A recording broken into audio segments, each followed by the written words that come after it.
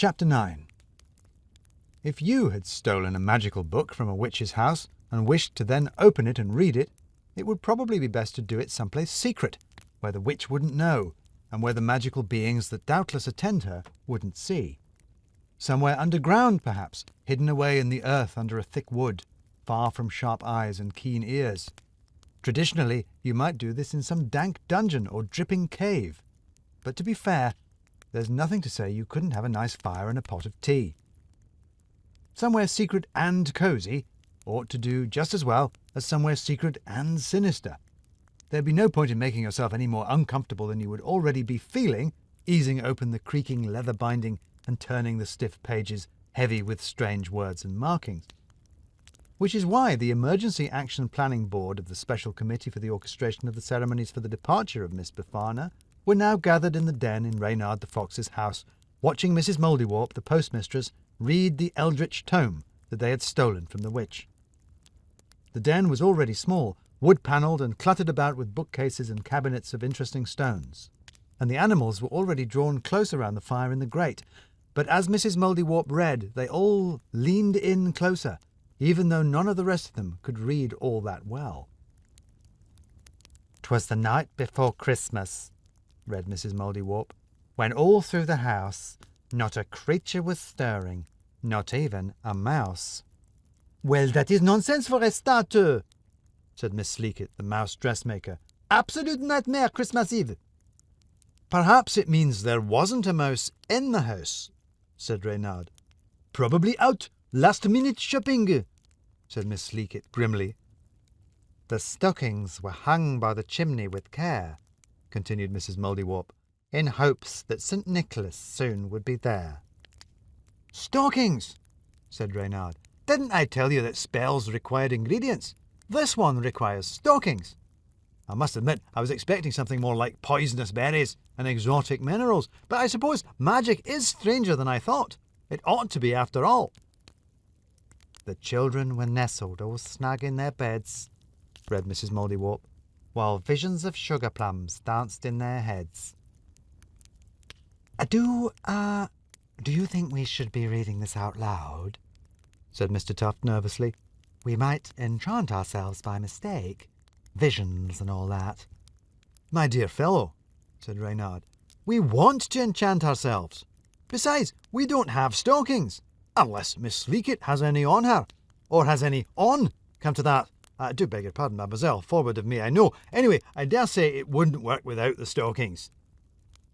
"And mamma in her kerchief, and I in my cap," Mrs. Mouldiwarp continued spelling out the words, oblivious to the chatter around her, "had just settled our brains for a long winter's nap."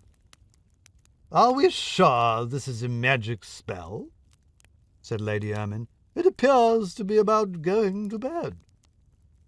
"It rhymes too," said Buck, "like a poem." "But I have a notion spells should rhyme as well, don't you?" said Reynard. "Cap of toadstool and mushroom stalk.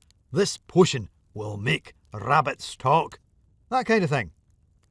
When out on the lawn there arose such a clatter, I sprang from my bed to see what was the matter. Mrs. Mouldiwarp was getting the bit between her teeth now. Away to the window I flew like a flash, tore open the shutters, and threw up the sash.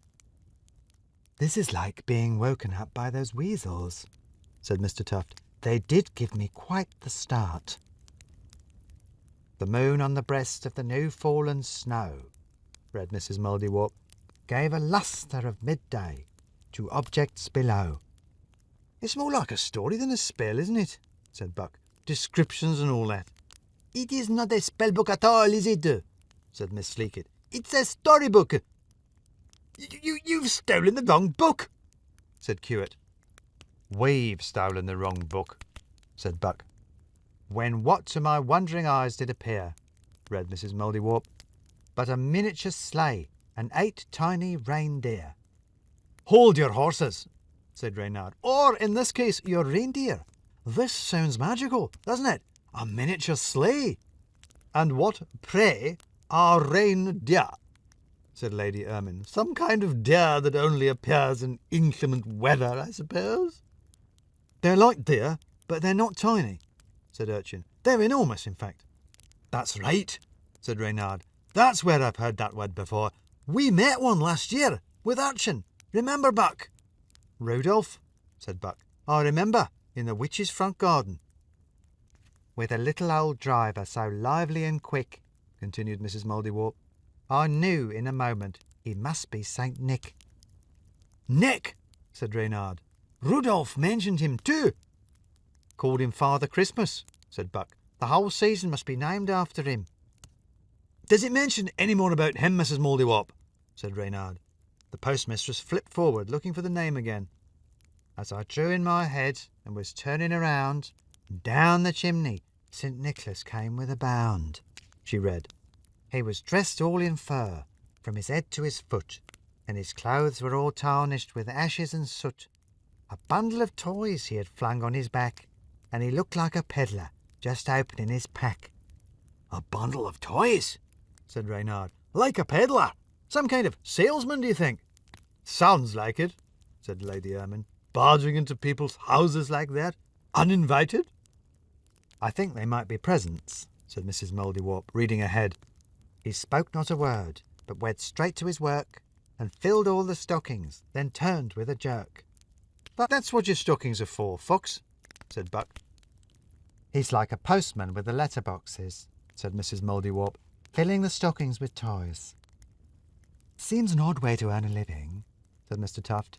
What does he charge? One moment, said Reynard. Let's puzzle this out. The night before Christmas Eve, of course, which is when we met Rudolph, wasn't it, Buck? Urchin. Every Christmas Eve, this chap, St. Nicholas, the father of the season, apparently, breaks into houses and fills people's hosiery with toys. It said they hung the stockings up, said Mr. Tuft. With care, said Mrs. Mouldiwarp. They do it deliberately. They do it deliberately, said Reynard. So you're right, Mrs. Mouldiwarp. These are presents that everyone is expecting. Well, the children at least, since they're toys. But surely the parents have bought the children presents already, said Miss Fleekett. What if they are the same thing? Sounds terribly indulgent, said Lady Ermine. One should not spoil one's children. How many toy boats has young Toby got? Asked Miss Fleekett. It's not spoiling him if he deserves it, said Lady Ermine.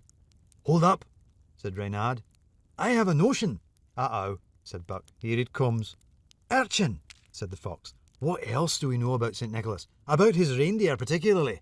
What astonished you so about them that you forgot to wish Rudolph a Merry Christmas? He talked to me, said Urchin with a shudder. He talked, said Reynard. St. Nicholas is magical. He can make animals talk. It calls him a right jolly old elf here, said Mrs. Mouldiwarp.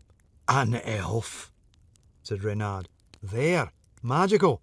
He must be, all this jumping down chimneys and flying about. Our wood is losing its magic at Christmas, and here's some Christmas magic. But he doesn't come to animals, said Miss Fleekett. Leastways, he's never come to me. That is true, said Reynard. But we know who he does come to visit. Miss Mouldiwarp just told us. This story tells us. Children, said Mr. Tuft. Human children. Precisely, said Reynard. He comes every Christmas Eve to bring presents to human children. Do you see? We need to get magic back in our wood. To get magic, we need to get this St. Nicholas. To get this St. Nicholas, we need to procure ourselves a child.